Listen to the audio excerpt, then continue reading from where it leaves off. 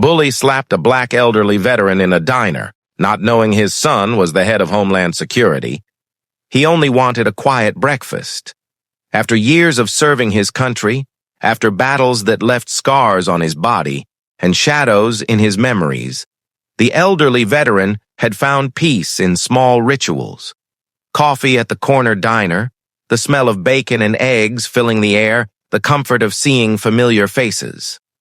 To most, he was just another old man in a faded jacket, but stitched across his chest was a name tag that once commanded respect, the kind of respect he thought he had earned forever. But on that morning, respect was the last thing he received. The diner door slammed open with the force of arrogance, and in walked a young man whose swagger filled the room before he even spoke.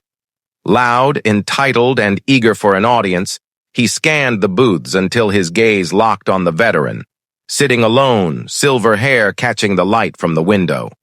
The bully's grin curled into something sharper. He didn't see a man who had once risked everything for his country. He saw only weakness, someone to humiliate. It started with words, cruel jokes thrown like daggers, each one sharper than the last. The room went quiet, but no one moved. The veteran sat tall, refusing to let the insults pierce deeper than the decades of battles he had already endured. But when he didn't break, the bully escalated. Chairs scraped, footsteps thundered, and suddenly the young man was towering over him. Then came the slap. The sound cracked through the diner like a gunshot. Plates rattled, coffee spilled, and the entire room froze. The elderly veteran didn't flinch, though pain flashed across his weathered face. He had survived far worse, but the silence that followed carried something the bully didn't know. Because what the bully thought was just another easy victim was a man whose son held one of the most powerful positions in the nation, the head of Homeland Security.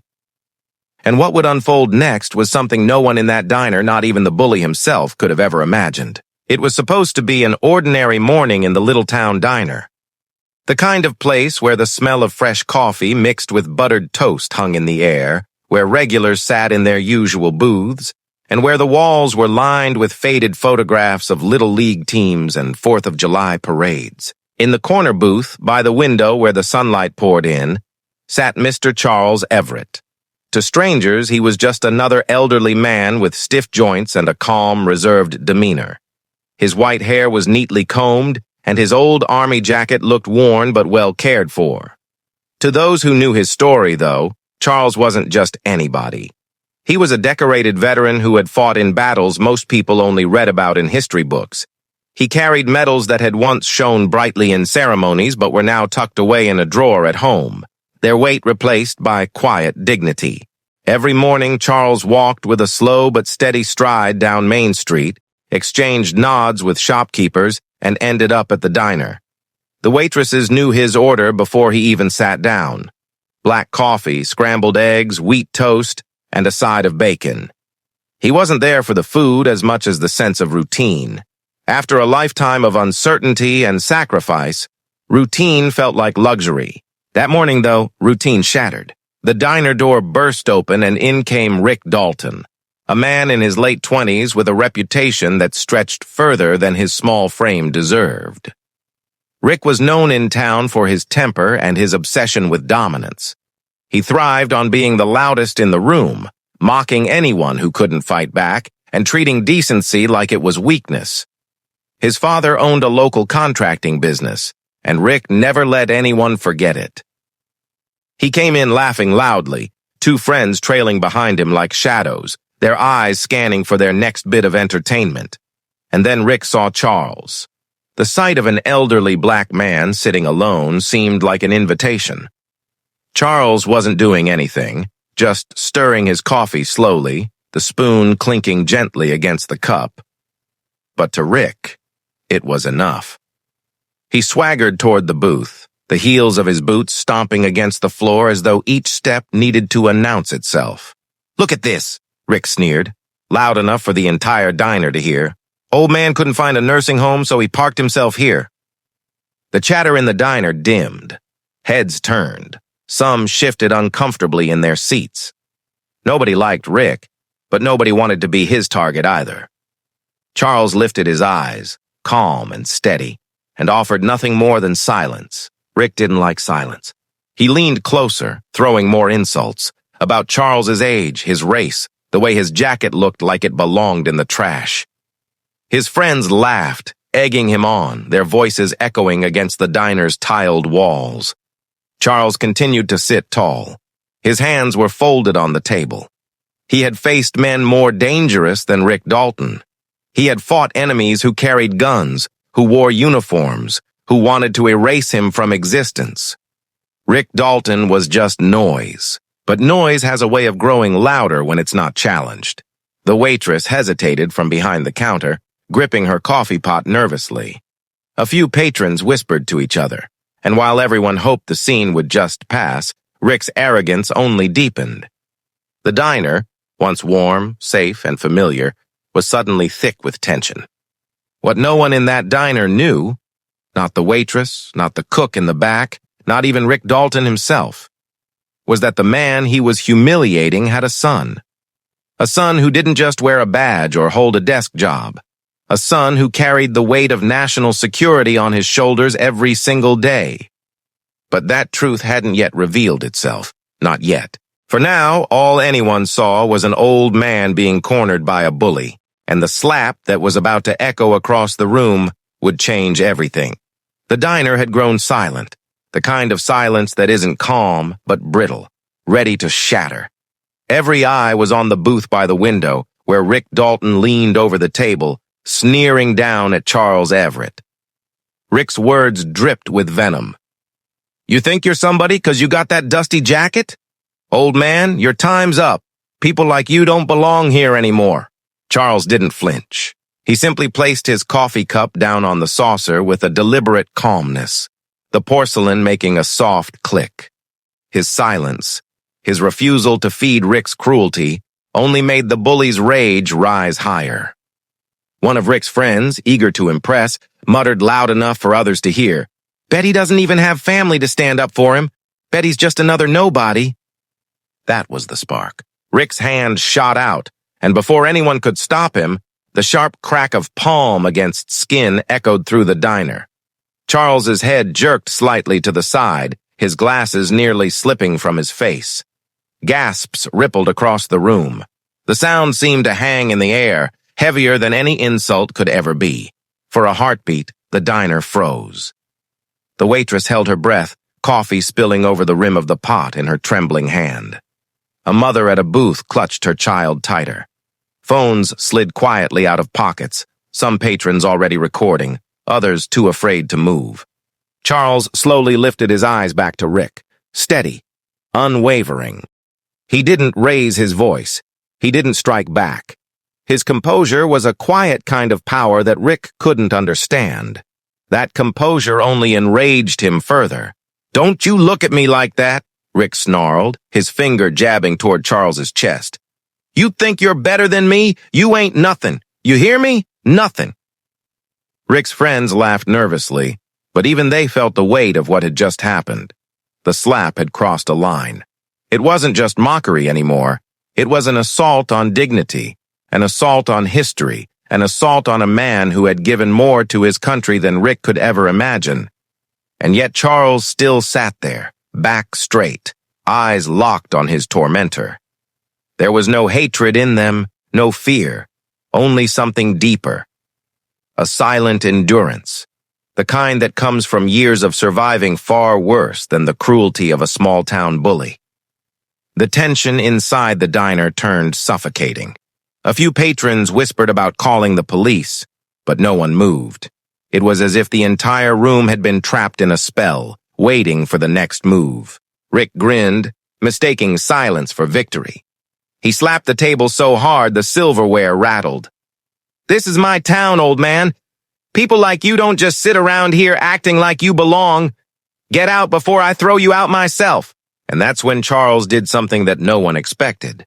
He adjusted his glasses, lifted his napkin, and calmly dabbed at the side of his face where Rick's hand had landed. Then, with a quiet steadiness, he folded the napkin, set it on the table, and spoke. His voice was low, gravelly with age, but every word carried. "You don't know who you're talking to, son?" It wasn't a threat. It wasn't anger. It was simply truth. Rick laughed loudly, shoving Charles's shoulder as if to break that calm exterior. "Oh, yeah? Who are you then, huh? Some washed-up janitor? Some nobody waiting for the grave?" But the patrons weren't laughing. The air had shifted. Even those who didn't know Charles personally felt it. There was something about the way he sat, the way he carried himself, the way he didn't crumble under Rick's hatred. It was dignity that demanded respect. "And still," Rick pressed on, leaning closer, his face red with fury. Charles didn't answer him. He didn't need to. Because outside that diner door just a few blocks away, his son, an unshakable man who carried a badge that commanded authority at the highest level, was already on his way. For now, though, all the diner could see was a frail old man against a reckless bully. And the question that hung heavy in the air was this: how much more could Charles endure before the truth shattered the illusion Rick Dalton was clinging to? The diner, filled with people who had chosen silence for too long, leaned in, waiting for the breaking point. The diner's atmosphere was thick enough to choke on. Every heartbeat in the room seemed to echo louder than the clatter of dishes or the hum of the neon lights above. Charles Everett, the elderly veteran, sat unmoving, his calm dignity a striking contrast against Rick Dalton's unhinged fury. Rick shoved him again, harder this time, his voice booming. "You don't belong here, old man, you hear me? You don't belong anywhere!" The force nearly tipped Charles sideways in the booth, but still, he steadied himself, hands firm on the table. Not once did he raise his voice or lower himself to the bully's level. And then, the diner door swung open. A tall figure stepped inside, his presence commanding the room before he even said a word. Broad-shouldered, sharp-eyed, with an air of quiet authority honed through years of service, Michael Everett scanned the diner. He had expected to surprise his father with lunch.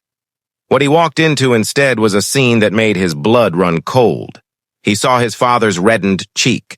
He saw the bully's hand still raised, ready for another strike.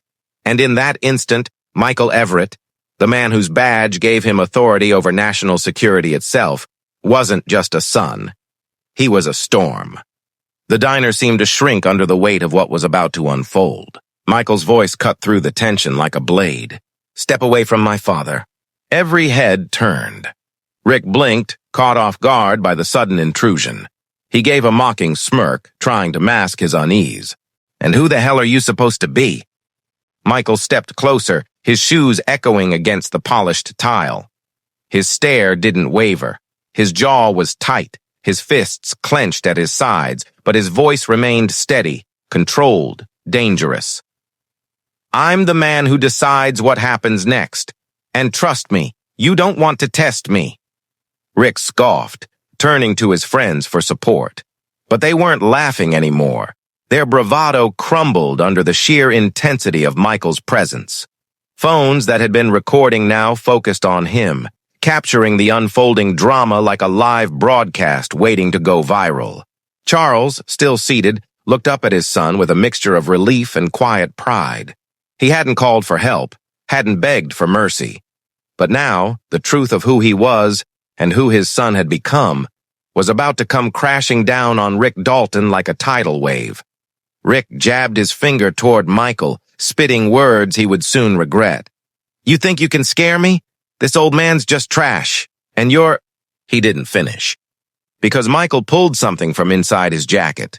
Not a weapon, but a leather badge holder. He flipped it open for the entire diner to see. The golden seal of Homeland Security gleamed under the fluorescent lights. Gasps filled the room. "I'm Michael Everett," he said coldly, "head of Homeland Security, and you just assaulted a decorated veteran, my father." The color drained from Rick's face. His arrogance melted into panic as the weight of those words hit him. Homeland Security. Not a small-town cop, not a private citizen.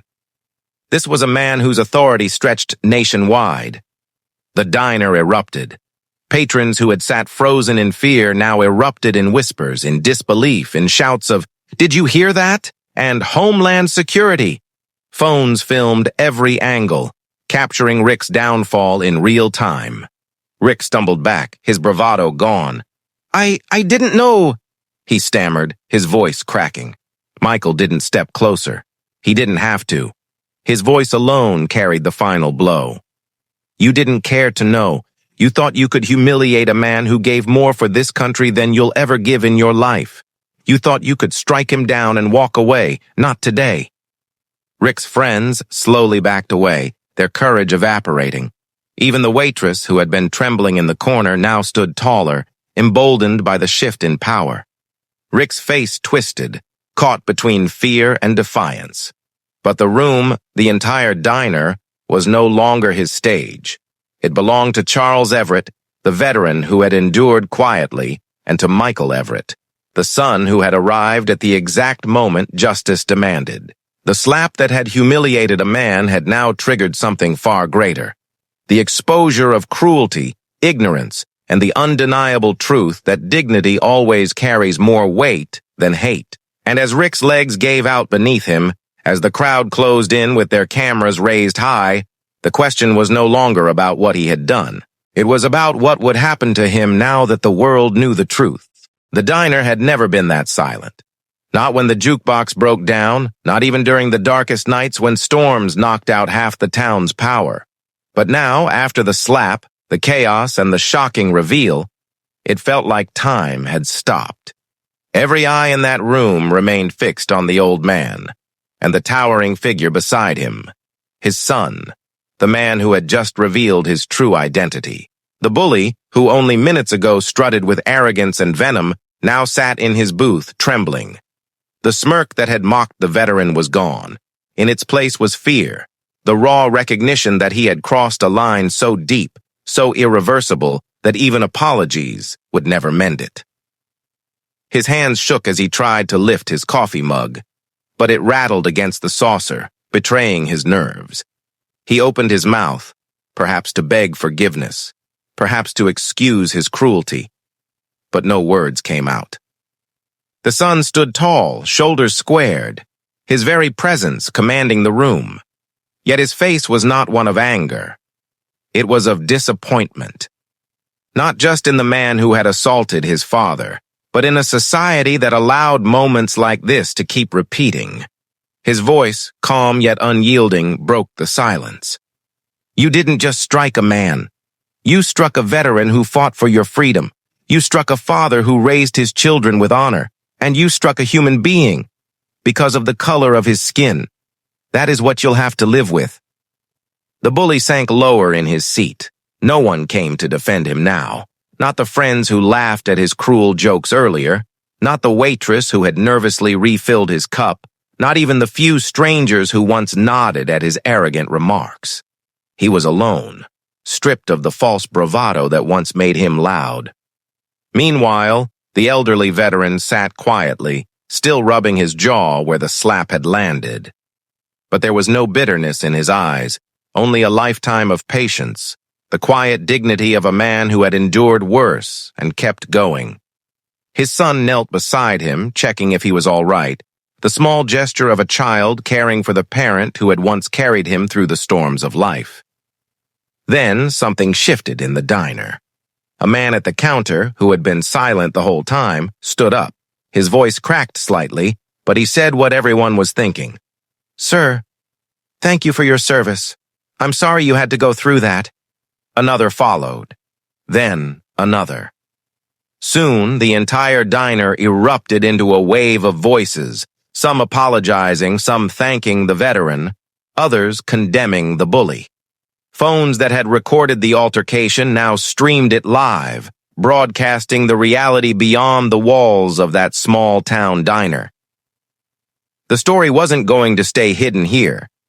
It was going to echo across communities, across states, across the nation. For the bully, that was the final blow. Not the slap he had given, but the slap of truth. His cruelty was no longer a private act of malice. It was now a public record of shame.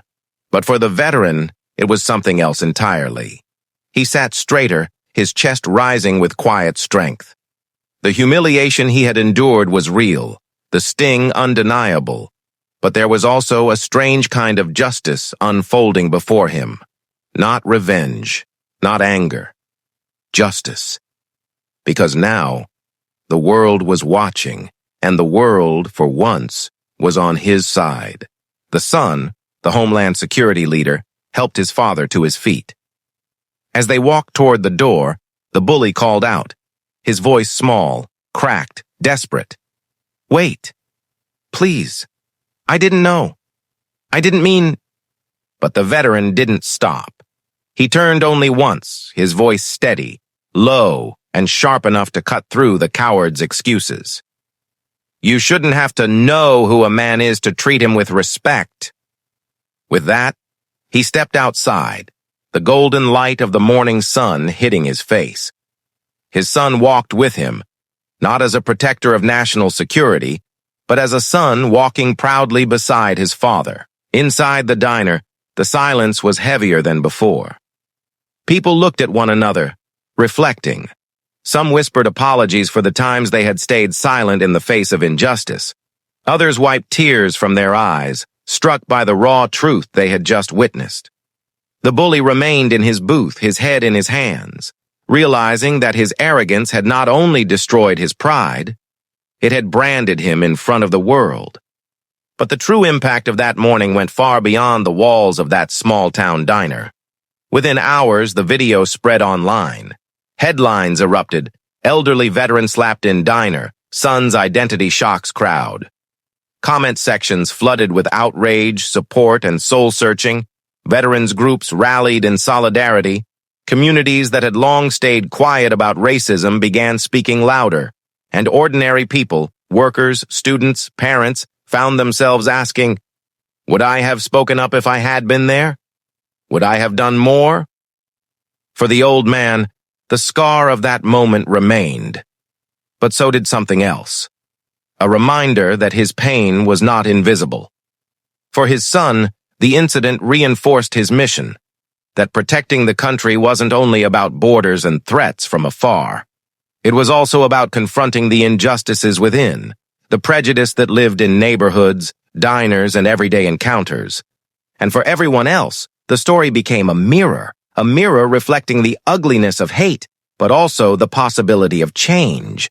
Because in that diner, one slap exposed centuries of prejudice, but it also sparked conversations, inspired courage, and forced people to see that silence is never neutral.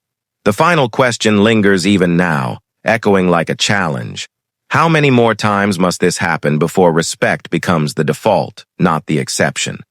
How many more slaps, more humiliations, more injustices before we finally understand humanity should never be conditional?